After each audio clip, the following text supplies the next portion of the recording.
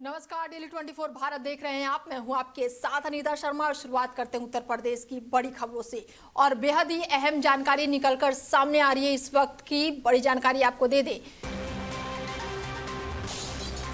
बड़ी जानकारी बता दें कि सीएम योगी आदित्यनाथ का बड़ा ऐलान। बड़ी जानकारी निकलकर सामने आ रही है यूपी से, और इसी महीने होगा जेवर एयरपोर्ट का शुभारंभ। बड़ी जानकारी दे दें कि पीएम मोदी के हाथों होगा एयरपोर्ट का शुभारंभ। बड़ी जानकारी निकलकर सामने आ रही है।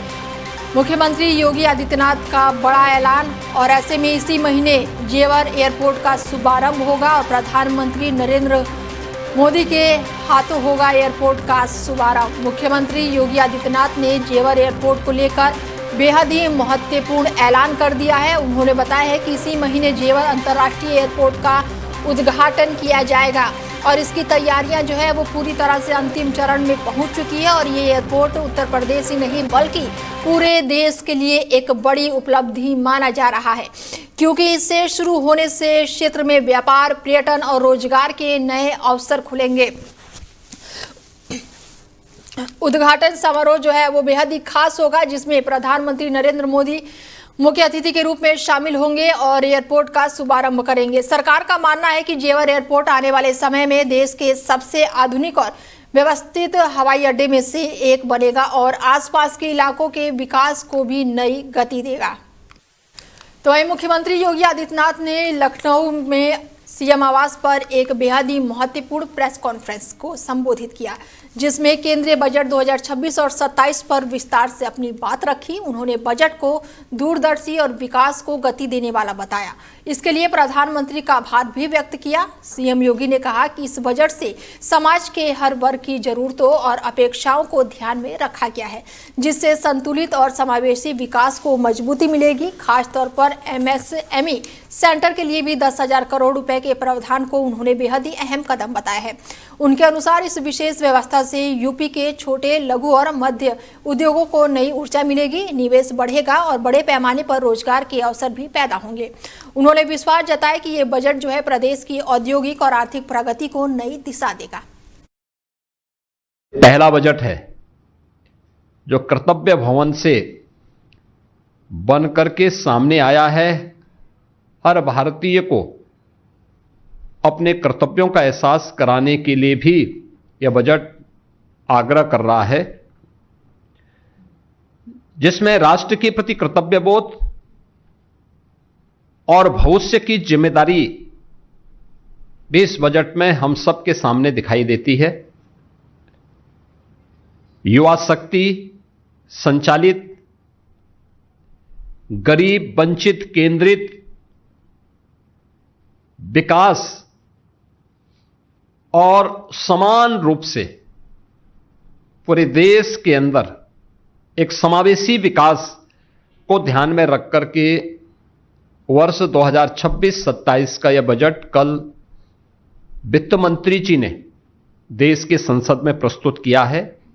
पहला वहीं लखनऊ में डिप्टी सीएम केशव प्रसाद मौर्य के आवास के बाहर आज बड़ी संख्या में अभ्यर्थियों ने जोरदार प्रदर्शन किया और ऐसे में ये प्रदर्शन जो है वो बेहद ही भयावह देखने को मिला। ऐसे में आरक्षण से जुड़ी कथित गड़बड़ियों और विसंगतियों को लेकर प्रदर्शन किया गया। प्रदर्शन में शामिल अभ्यर्थियों का कहना है कि भर्ती सूची में आरक्षण नियमों का सही तरीके से पालन नहीं हुआ है, जिससे कई योग्य उम्मीदवारों को नुकसान उठाना पड़ा है। और अपनी मांगों को लेकर बड़ी संख्या में युवक और युवतियां सड़कों पर ही उतरे और नारेबाजी करते हुए डिप्टी सीएम के आवास तक पहुंचे। प्रदर्शनकारियों ने भर्ती प्रक्रिया की निष्पक्ष समीक्षा और संशोधित परिणाम जारी करने की मांग उठाई है। पूरे इलाके में सुरक्षा व्यवस्था कड़ी रही और प्रशासन स्थिति पर नजर बनाए हुए है।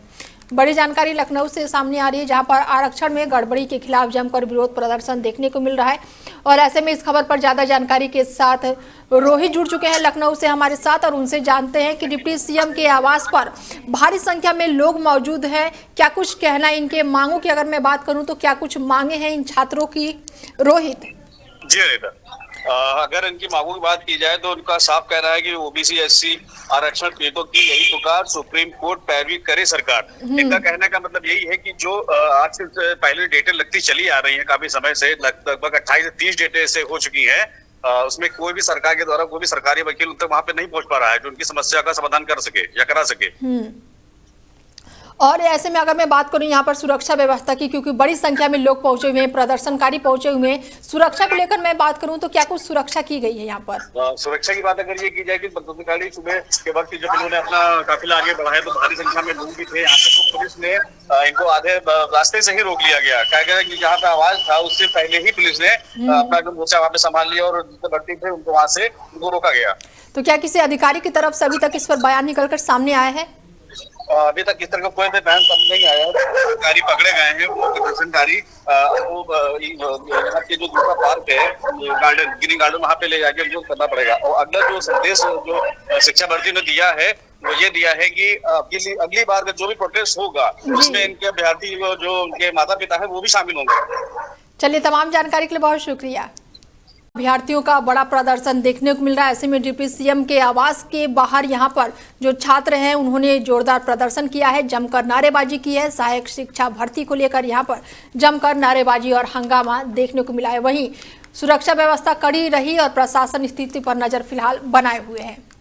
तो वहीं अमरोहा में घने कोहरे ने एक बार फिर से जनजीवन की रफ्तार पर ब्रेक लगा दिया है। सुबह होते ही पूरे जिले को कोहरे की मोटी चादर ने ढक लिया, जिससे दृश्य जो है वो लगभग शून्य के स्तर तक पहुंच गया।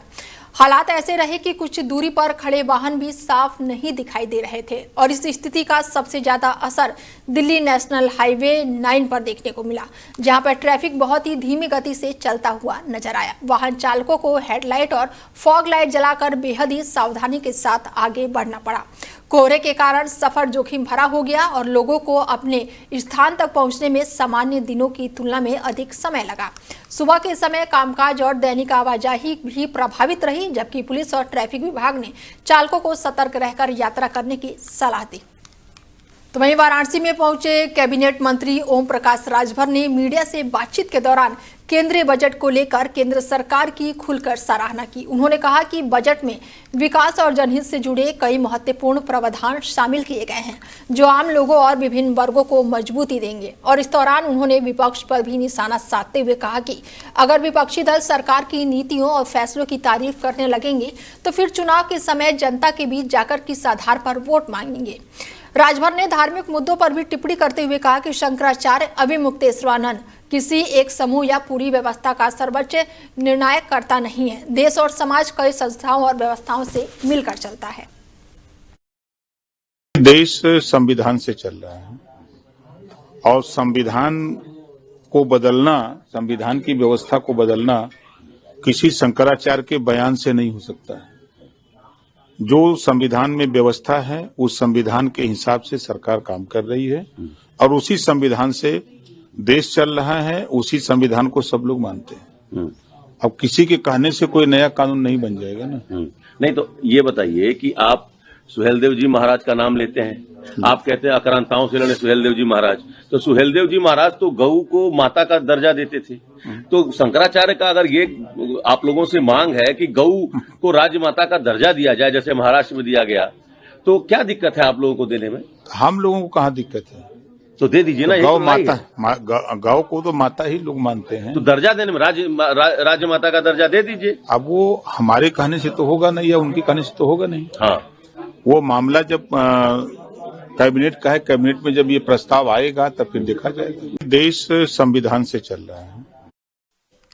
तो वही खबर लखनऊ से है, जहां पर पारा थाना में होटल में नाबालिग युवती से दुष्कर्म की घटना सामने आई है। बता दें कि थाना पारा पुलिस ने नाबालिग से दुष्कर्म और अश्लील फोटो वायरल मामले में आरोपी को गिरफ्तार किया है। सोशल मीडिया से संपर्क कर आरोपी ने किशोरी को प्रेम जाल में फंसाया और जिसके बाद से होटल में ले जाकर उसके साथ दुष्कर्म करने का गंभीर आरोप भी लगाया गया है। तो वहीं होटल की बिना आईडी चेक किए ही होटल में ठहरने की लापरवाही भी उजागर आई है, जिसके बाद से पुलिस अब पूरे मामले की जांच पड़ताल में जुटी हुई है।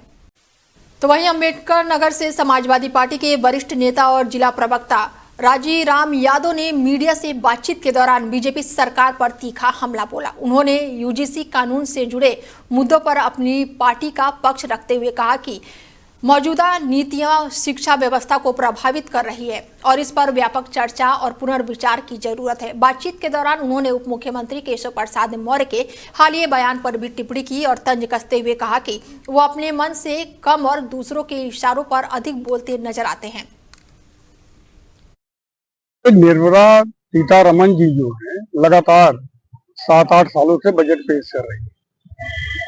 यह जो बजट जबकि बार इन्होंने पेश किया है ये निराशाजनक और निंदनीय बजट है। इससे आम आदमी का इस बजट में आम आदमी का ना कोई फिक्र है ना कोई जिक्र है। इससे पीडीए समाज अपने आप को ठगा हुआ महसूस कर रहा है। इससे बेरोजगारी महंगाई बढ़ेगी और गरीब होता जाएगा, अमीर और गरीब के बीच की खाई गहरी होती जाएगी। तो वहीं पीलीभीत से बेहद ही दुखद घटना सामने आई है जहां पर एक विवाहित महिला ने फांसी लगाकर आत्महत्या कर ली है। पति के अनुसार महिला का गांव के ही एक व्यक्ति से कथित अवैध संबंध था और अक्सर घर वो आता जाता था। परिवार ने कई बार इस मामले को लेकर समझाने की कोशिश की लेकिन विवाद कायम रहा। घटना वाले दिन शाम को घर में मौजूदा परिवार के सदस्य कामकाज में व्यस्त थे और इसी दौरान महिला ने घर के अंदर कुंडे से फंदा लगाकर अपनी जान दे दी। घटना की सूचना मिलते ही पुलिस मौके पर पहुंची और मामले की जांच शुरू कर दी और शव को पोस्टमार्टम के लिए भेज दिया है। महिला अपने पीछे 2 मासूम बच्चियों को छोड़ गई है। घटना की गंभीरता को देखते हुए पुलिस कानूनी कार्रवाई शुरू कर दी है और जाँच जारी है। वो किसी दूसरे से बात करती थी, फिर हमने पूछी क्या बात हुई, फिर उसने हमें बताया नहीं। हमने जाते टाइम उसे फ़ोन पे डायरेक्ट फ़ोन पकड़ लिया था। हमने कहा था जी जय कुर्मी नाम का कौन बंदा है। फिर वो बोली थी तुम हम पे बार बार शक करते हो, तुम्हारे शक करने की आदत जी जाती नहीं है। उसने मगर हमें कोई सच्चाई नहीं बताई। फिर अंत में उसने यही कदम उठा लिया। तो कौन था ये जिससे बात करती थी, कहाँ का रहने वाला था ये? इसी गाँव का रहने वाला था। क्या नाम है उसका? ज्ञान प्रकाश गंगवार। कभी घर पे आया आपके वो आगे पीछे कभी भी? हमारे पीछे नहीं आया था मगर घर में रोज आता था तीसरे चौथे दिन, मगर हम कभी पकड़ ही नहीं पाए थे। अच्छा है। हाँ, आपकी जो बेटी अच्छा वो बता रही थी कि हाँ घर में आया था, रिकॉर्डिंग डिलीट मार के चला जाता। क्यों आता था घर पे वो? अब वो तो वही बता सकती थी, यही बात हम पूछ रहे थे मगर उसने हमें बताया ही नहीं था। अच्छा, तो उसने क्या कर लिया है? उसने फिर फांसी का फंदा लगा के फांसी खा ली। और कब की बात है ये कल शाम की बात है, करीब 6:30 बजे की। पुलिस आई थी मौके पे? पुलिस आई थी? हमारे सामने नहीं आई थी, बाद में आई थी। तो वहीं अलीगढ़ से बेहद ही दर्दनाक हादसे की खबर सामने आ रही है जहां पर खुले बिजली करंट की चपेट में आने से एक घोड़े की मौके पर ही मौत हो गई है। और क्षेत्र में के निवासी सोनू ने बताया है कि घोड़ा गाड़ी के गाय और भैंस के लिए चारा लेकर वो लौट रहे थे और गली के मोड़ पर खड़े बिजली के पोल के पास से गुजरते समय घोड़ा जो है वो पोल से सट गया और तभी उसमें उतरे करंट ने उसे जकड़ लिया और वो वहीं गिर गया। आसपास मौजूदा लोगों ने तुरंत बचाने की कोशिश की लेकिन तब तक बहुत देर हो चुकी थी। घटना के बाद से मोहल्ले में पूरी नाराजगी फैल गई है और लोगों में बिजली व्यवस्था पर लापरवाही का आरोप लगा है। स्थानीय निवासियों का कहना है कि इस पोल में करंट उतरने की शिकायत पहले भी कई बार संबंधित विभाग तक पहुंची है, फिर भी कोई भी ठोस कदम नहीं उठाया गया है। लोगों ने चिंता जताई है कि इसी रास्ते से रोज बच्चे और राहगीर गुजरते हैं और ऐसे में बड़ा हादसा कभी भी हो सकता है। क्या नाम है आपका? मेरा नाम सोनू यादव है। कहाँ के रहने वाले? हनुमानपुरी गली नंबर 4। किस तरह की समस्या आई है आपको? सर मैं घोड़ा यहाँ से बुग्गी मुड़ रहा था, इसमें आया करंट तो बच्चे निकलते हैं यहाँ से। हमने निजी बार बिजली विभाग को सूचित किया है, इसमें करंट आता है, कोई सुनवाई नहीं हो रही इसी बात की। अभी बच्चे निकल गए, मैं बच गया, खुद मेरी मम्मी बच गई इसको खींचने के चक्कर में। बिजली विभाग की लापरवाही है इसमें सबरी। कई बार मेरे मोहल्ले के कई बार की है, कोई नहीं कुछ। तो वहीं अलीगढ़ पुलिस की बड़ी कार्रवाई देखने को मिल रही है जहां पर एक अवैध तमंचा निर्माण फैक्ट्री का पुलिस ने भंडाफोड़ किया है। जानकारी के अनुसार बता दें कि ईंट भट्ठे में ये गोपनीय रूप से संचालित की जा रही थी कंपनी और पुलिस ने कार्रवाई करते हुए 5 लोगों को गिरफ्तार किया है जो इस अवैध कारोबार में शामिल थे। मौके पर छापेमारी के दौरान पुलिस ने 9 तमंचों के साथ साथ तमंचा बनाने में इस्तेमाल होने वाले कच्चे सामग्री को भी जब्त कर लिया है और इस मामले से इलाके में खलबली मची हुई है और पुलिस ने कहा है कि इस तरह की गैर कानूनी गतिविधियों पर सख्त नजर रखी जाएगी। गिरफ्तार आरोपियों के खिलाफ आगे की कानूनी प्रक्रिया जारी है और मामले की गहनता से जांच पड़ताल की जा रही है। देखिए, अभी तक की पूछताछ में जो सामने आया है उसमें जो मुख्य अभियुक्त है जयवीर, ये पहले भी 2015 में थाना इगलास से अवैध तमंचे की फैक्ट्री के मुकदमे में जेल गया है, और एक और जो अभियुक्त है काना, उसमें भी आर्म्स एक्ट के इससे पूर्व में कई मुकदमे हैं, और इनसे अभी तक की पूछताछ में जो सामने आया है वो थाना जो इगलास, बुरई, गोंडा, ये जो क्षेत्र है, इस क्षेत्र में अपने नेटवर्क के माध्यम से ये तमंचों की डिलीवरी ऑन डिमांड करवाते थे। इसके बाद का जो नेटवर्क है उसके लिए हमने इनके जितनी डिवाइसेस है, फोन डिवाइसेस हैं, जो सीडीआर है, एपीडीआर, उन सबका गहन अवलोकन करने के लिए अपनी टीमों को लगा दिया। उसके बाद उसमें जो भी निकल के आए और भी जो लोग इसमें संलिप्त है या इनके बेचे हुए तमंचों से अगर कोई अपराध हुआ है, उन सभी अपराधों में इनकी संलिप्तता को दिखाते हुए उन पर बड़ी से बड़ी कार्रवाई अलीगढ़ पुलिस ने की। सर, पंचायत चुनाव नजदीक आते ही क्या लग रहा है कि पंचायत चुनाव से पहले इस तरीके की हथियार डिमांड कुछ बड़ी हो? देखिए, पंचायत चुनाव, आप ठीक है, पंचायत चुनाव भी आ रहा है और अगले साल विधानसभा चुनाव भी होगा। तो जैसा कि भारत एक डेमोक्रेटिक नेशन है और यहाँ पे जो हमारे चुनाव होते हैं वो फ्री और फेयर होने चाहिए, विदाउट एनी दबाव प्रभाव, किसी भी बल प्रयोग के बिना होने चाहिए।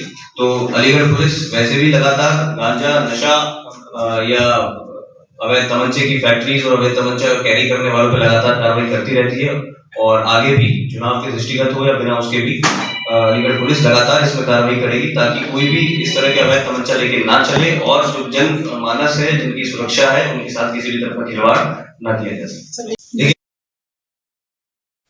तो वहीं पीलीभीत में मुस्लिम पर्सनल लॉ बोर्ड के प्रदेश अध्यक्ष नूर अहमद अजहरी ने कहा कि शब बारात इस्लाम में एक पाक रात है और ये रात जो है दिखावे या फिर शोर शराबे के लिए नहीं है, बल्कि तौबा, आत्ममंथन और अपने कर्मों की समीक्षा करने का समय है। लोगों को सड़कों पर शोर मचाने से बचना चाहिए और मस्जिद या फिर धार्मिक कार्यक्रमों में ध्यान से बैठकर इबादत करनी चाहिए और इस रात को अपने गुनाहों पर सोचें, तौबा करें और अपनी जिंदगी सुधारने का संकल्प लें। साथ ही बच्चों की पढ़ाई और परवरिश को भी प्राथमिकता दें। प्रशासन की गाइडलाइन का पालन करना भी जरूरी है। बरोज मंगल 15 शाबानुल मुअज्जम है, कल 3 फरवरी है। कल मुसलमानों की अकीदतों से लबरेज एक हमारे यहाँ त्योहार ही उसको मानते हैं, उसे शब बारात कहते हैं। शब बारात क्या है? शब बारात आत्ममंथन की रात है। शब बारात तौबा इस्तिग़फ़ार की रात है। शब बारात अपने गुनाहों पर शर्मिंदगी की रात है।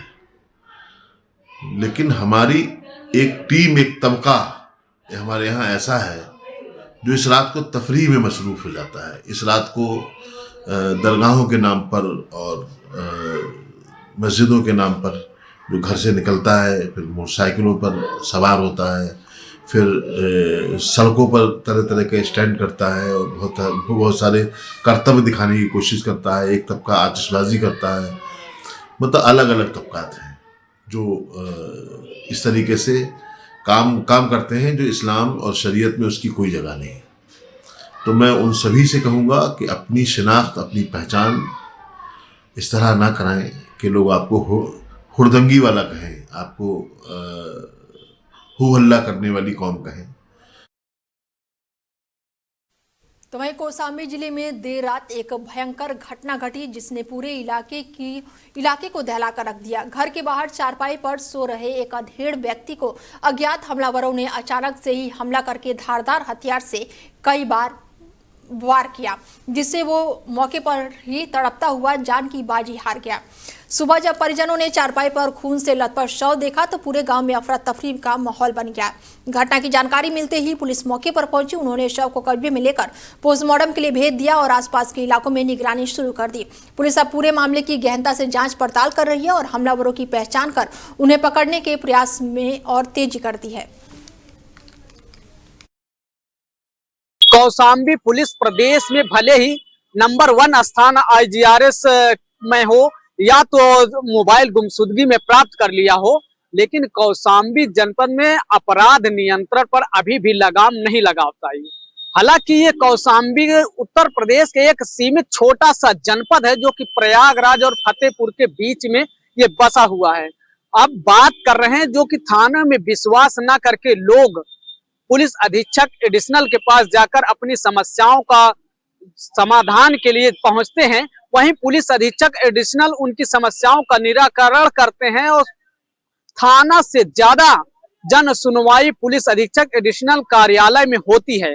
अब बीती रात की बात करें तो आज बीती रात सैनी थाना क्षेत्र अंतर्गत काने मई गांव में एक अधेड़ युवक की धारदार हथियार से उसकी निर्मम हत्या कर दी जाती। इस हत्या से पूरा इलाका और ग्रामीण दहल उठता है। वहीं बात करें जो परिजनों की, तो परिजनों की सुबह देखते ही उन्हें खून से लथपथ लाश को देखकर उनके होश उड़ जाते हैं। वहीं घटना की सूचना पर पुलिस को सूचना मिलती है तो एडिशनल एसपी वहां पास पहुंचते हैं, शव को पोस्टमार्टम के लिए भेज देते हैं और वहीं घटना में जो संलिप्त अपराधियों की तलाश में जुट जाती है और इस सनसनीखेज से पूरा जिला सहम उठता है। डेली 24 भारत से लवलेश कुमार कौशाम्बी। तो वहीं सीतापुर में पेपर मिल के कर्मचारियों की समस्याएं दिन पर दिन गंभीर होती जा रही हैं।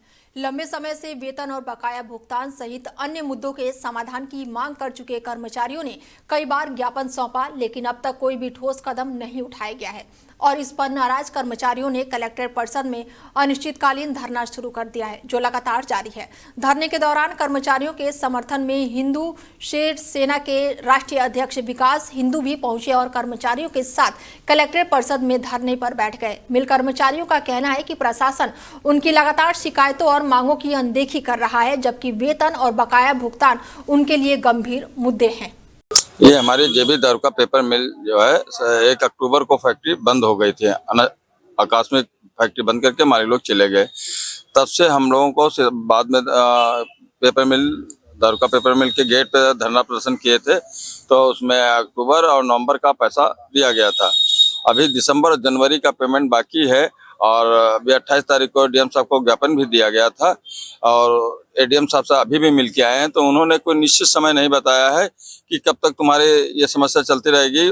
बताया कि हमारे प्रशासक महोदय से बात चल रही है, मालिकों से भी बात चल रही है, महीना भी लग सकता है, 25 दिन भी लग सकते हैं, कोई अनिश्चित कालीन का बता रहे हैं, इसलिए हम लोग धरना प्रदर्शन पे यहाँ बैठ गए। देखिए, ये पेपर मिल का जो मुद्दा चल रहा है इतने दिनों से, लगातार पहले भी सभी लोगों ने धरना प्रदर्शन दिया था पेपर मिल के बाहर, कोई मांग उनकी नहीं मांगी गई। मालिकों द्वारा बेवकूफ बनाया जा रहा है कि 10 दिन में कर देंगे, 5 दिन में कर देंगे, 20 दिन में कर देंगे, और यही करते करते आज 2-3 महीने हो गए हैं, कोई जवाब नहीं दिया जा रहा। एक रिटायर्ड जज साहब है, उनको ऑब्जर्वर इसका बना दिया गया है, उनके वो फोन नहीं उठाते हैं, उनसे कभी बात करनी हो तो उनसे कोई बात नहीं हो सकती। मिल मालिक क्या कहते हैं कि हमसे मतलब नहीं है, अधिकारी कहते हैं कि मिल मालिकों को बुलाएंगे, उनसे बात करेंगे, पर कोई भी निर्णय नहीं निकल पा रहा है। भाई हमारी साफ यही मांग है कि आप या तो हमको भाई हटा दीजिए, अब यही मांग है केवल कि आप हमारा हिसाब करिए और हमको यहाँ से हटाइए। ये हमारी जेबी दर का पेपर मिल जो है 1 अक्टूबर। तो वहीं सीतापुर में डायल 112 सेवा को और अधिक प्रभावित और तेज बनाने के उद्देश्य से आज एक विशेष कार्यक्रम का आयोजन किया गया, जिसमें नई मोटरसाइकिलों का शुभारंभ किया गया। पुलिस अधीक्षक सीतापुर ने इससे 10 नई बाइकों का विधिवत पूजा किया है और तत्पश्चात हरी झंडी दिखाकर उन्हें सड़कों पर रवाना किया। और इन नई मोटरसाइकिलों के शामिल होने से जिले में तत्काल प्रतिक्रियाएं जो है वो प्रणाली और भी मजबूत हो जाएंगी। पुलिस अधिकारियों का कहना है कि अब संकरी गलियों और भीड़ भाड़ वाले क्षेत्रों में, ग्रामीण इलाकों में भी पुलिस जल्द ही प्रभावित ढंग से पहुंच सकेगी। देखिए, आज 10 गाड़ियां हमारी 112 में 2 व्हीलर जो है वो नई शामिल हुई है। इसको हमें आवंटन किया गया था सीतापुर को, इनको आज रवाना किया गया पूरी पूजा के उपरांत। ये सभी गाड़ियां हमारे यहाँ पे क्षेत्र में पेट्रोलिंग और 112 का रिस्पांस टाइम अच्छा करेंगे। ऑलरेडी हमारा रिस्पांस टाइम 5 से 6 मिनट का अर्बन क्षेत्र में और रूरल क्षेत्र में रह रहा है। ऑलरेडी लगभग 90 से 93 गाड़ियां हमारी जो 112 की, जिसमें 4 व्हीलर प्लस 2 व्हीलर है, ये सभी क्षेत्र में घूम रही हैं। इस 10 गाड़ियों से और अधिक अच्छा हमारा रिस्पांस टाइम रहेगा। प्लस इसमें जो हमारे कर्मी हैं उनकी सुविधाओं को देखते हुए थर्मस, रेनकोट, ये सब की व्यवस्था भी की गई है। सेफ्टी सिक्योरिटी के लिए इंडिकेटर्स भी एक्स्ट्रा लगाए गए हैं। तो सभी गाड़ियों को अच्छे से आज रवाना किया गया है और आने वाले समय में इसका अच्छा 112 के ऊपर रिस्पांस टाइम। तो वहीं पीलीभीत में पुलिस ने नौकरी दिलाने के नाम पर बेरोजगार युवाओं से ठगी करने वाले गिरोह का पर्दाफाश किया है और इस मामले में पुलिस ने 4 आरोपियों को गिरफ्तार किया है जो पहले सरकारी विभाग में कार्य कर चुके थे।